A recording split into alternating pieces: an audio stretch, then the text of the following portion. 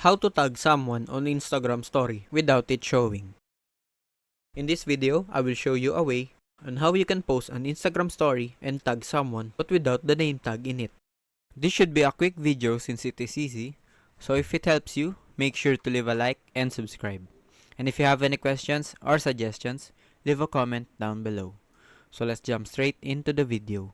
So let us open up our Instagram app, and what we are going to do is post a story. So we have to post a pic in here and try to tag someone. Now notice that by tagging someone, there will be a name tag in here that shows their username. However, there is no hide option in here. What you can do instead is drag the name tag and try to place it outside of the image. Like try to just slide it across the border of the screen here. It will take some trying to execute this, but once you do, release your hold on the tag and it will stay outside of the screen. Now no one will see the name tag, and at the same time, the person will still be tagged if you post this story.